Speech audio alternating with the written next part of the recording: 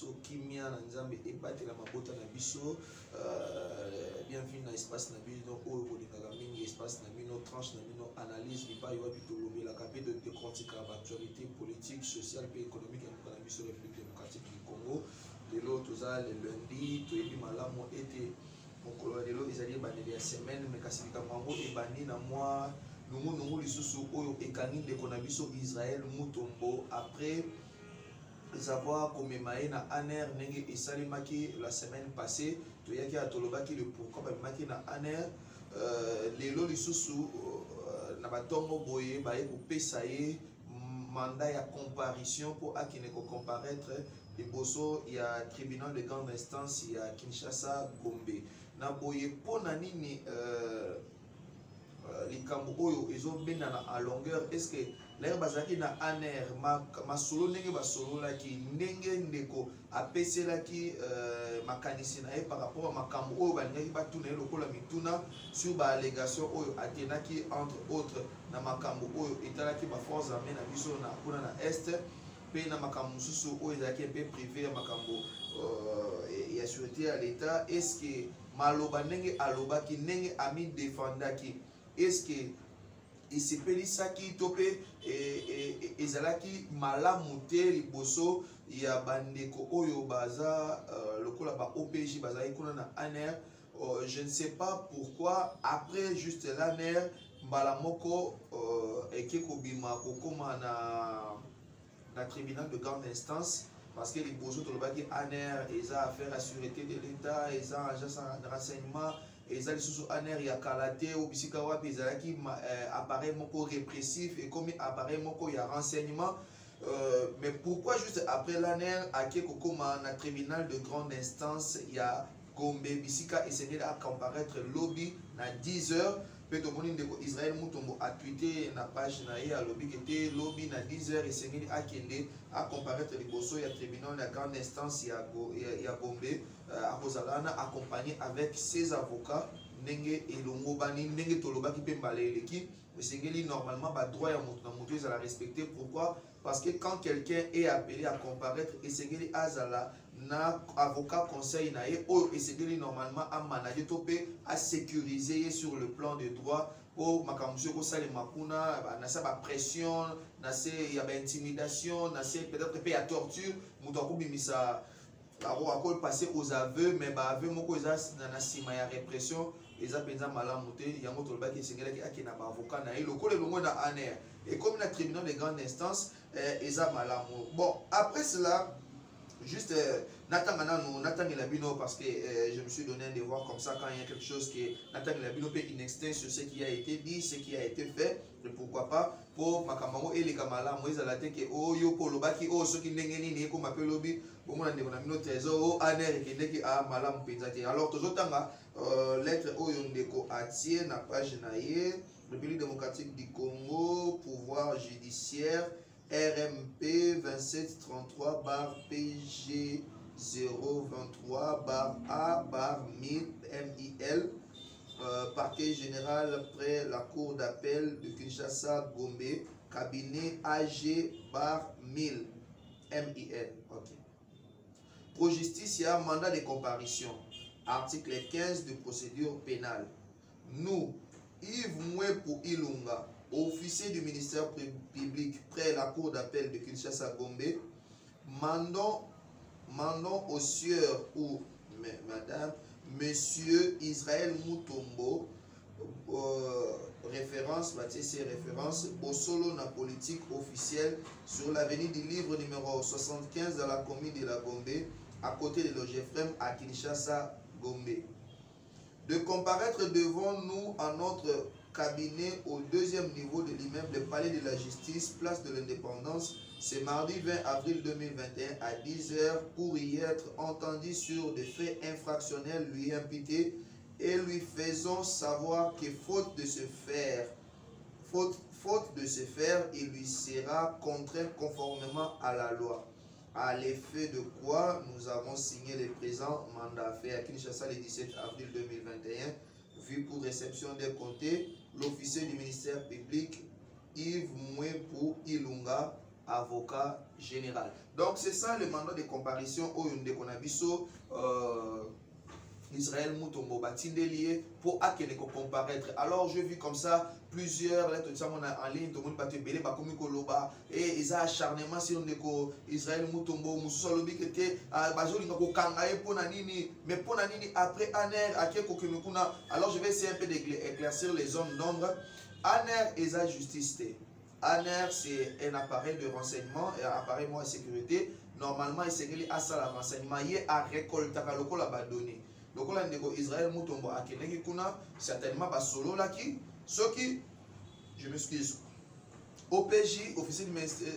de police judiciaire, à Yoka qui est au Antana qui est na ANR, à Moniquete a décelé ba fait infractionnel et c'est là que normalement à Zoango, à Tinango, à qui des droits parce que Bango Bassam Misaka Moutouté, Bango peut pas Kangara Moutouté. Là vraiment je dois louer le travail qui a été fait à l'ANR, Bakangi était, mais après une journée, Bayoki après. Relaxer azonga ke pa na ye mais sikoyo na ba fait wana officier du ministère public waza kuna OPJ azalaka la police te OPJ a dépendaka na procureur général de la République donc c'est un agent de la justice du ministère de la justice a moni kete makambo basambisa ki soki ba moni kete na kati wana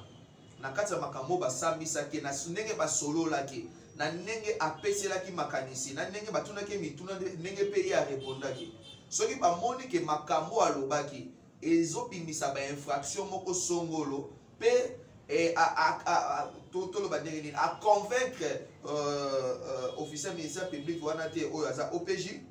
et c'est que OPJ azwa biloko nyonso wana oyo bazwi ba récolte ba données nyonso wana ba fait nyonso wana oyo bango ba récolter et c'est que azwa ngo atinda ngo acquis des droits. Acquis des droits, le col a dépendant de la procureur général de la République, à côté n'a pas procureur général de la République, yépe nanga muna yépe ko mandaté batou basagile ba sala mosalango po ba yoka esikoyo a comparaître a bimisape makanisi soki kete ba moni kete ce sont des faits infractionnels ba ko tiango en fixation ceux ba sali ba enquête après ba ko tiango en fixation pour akene et comme un procès. Donc c'est un peu moi le lenge moi muke moi dans sa moi c'est que les salema sikoyo to faire comprendre mutumoko o azola dabiso sikoyo avant tout les cas est-ce que acharnement est-ce que esa répression est-ce que bazo museler journaliste est-ce que bazo museler droit il y a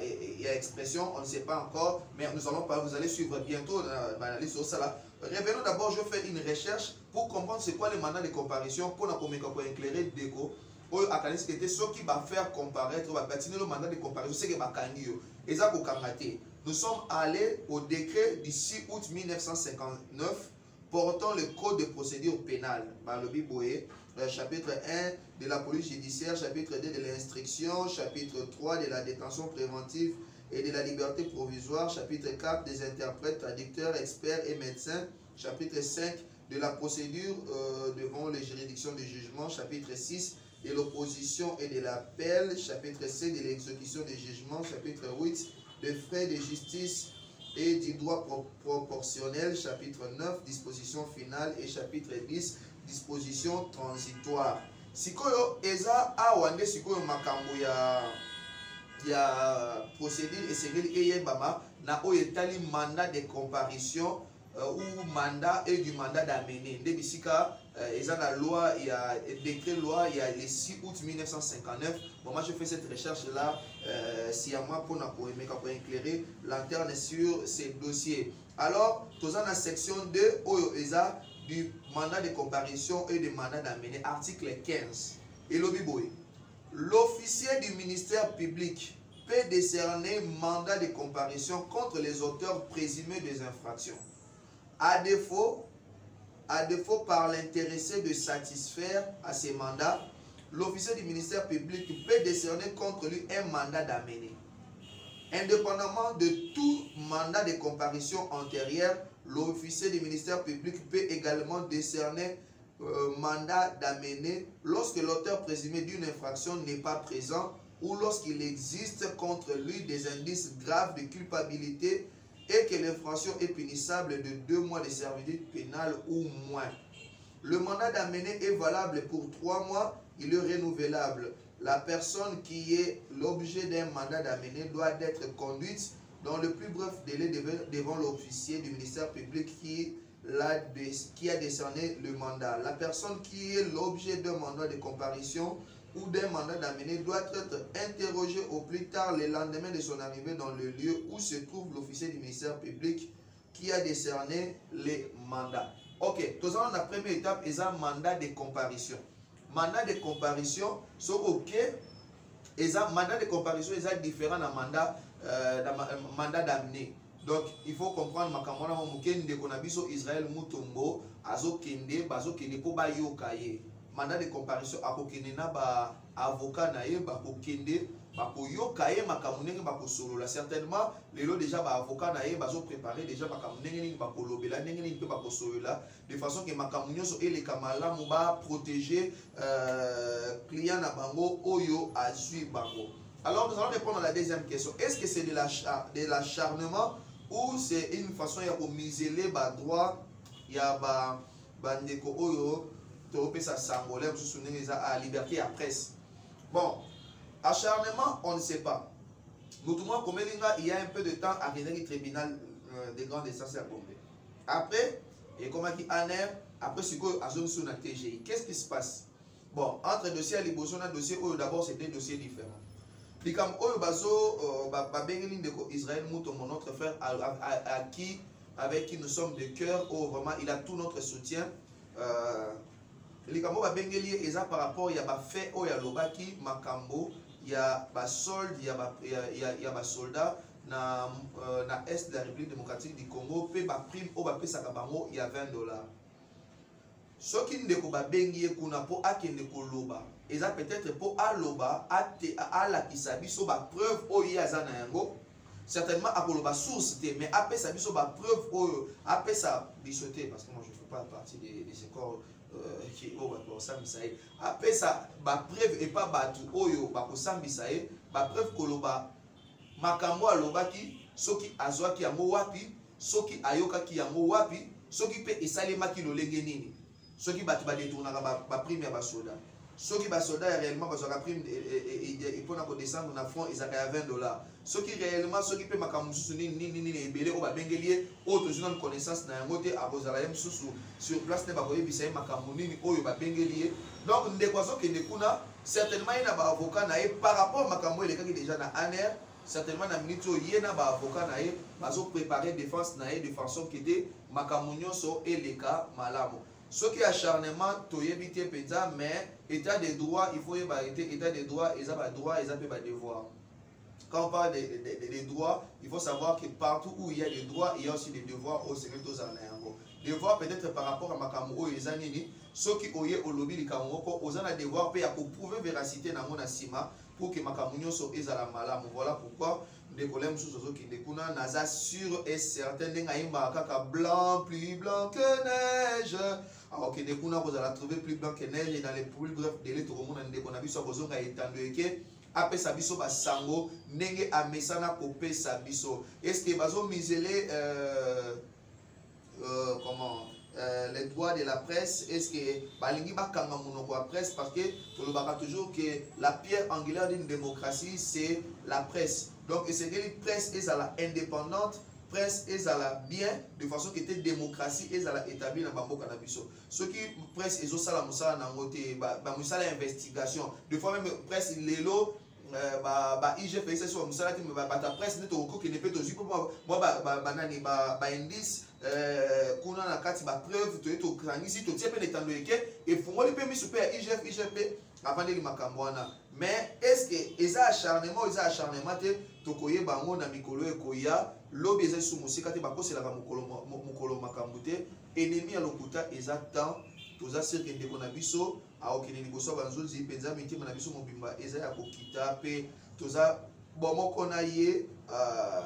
vraiment na sirke aozala trouver plus blanc que neige. Merci pour la vidéo sur Bolandi biso avec une attention soutenue. Merci pour la bao union sur bazaar na balinga vision plus télévision ba o ba bonde la kapona na biso pina ba tiaka mabolongo na se pour na kolanda biso parce que bitumbeze ebele ba misu balinga agete to sila kaka lobi musika lelo kutundeka makambo nyo ceci là mais aussi longtemps que mabolongo eza na se au bout comme bon liboso na nzambe ko tenir devant liboso ba Goliath nyoso ya monde toloba toujours Bolingo Mabele et les Kabolingo ya Bato. Si vous avez aimé cette émission, dites merci à la grande équipe Télévision Plus Télévision, dites merci à notre number one, notre queen, la productrice de toutes nos émissions, Bella Dingang à partir de Londres. Merci à tous ceux qui nous soutiennent de près ou de loin. Bolingo participer à l'émission na biso benga numéro oizo le canacé étant donné et que tu peux contacter biso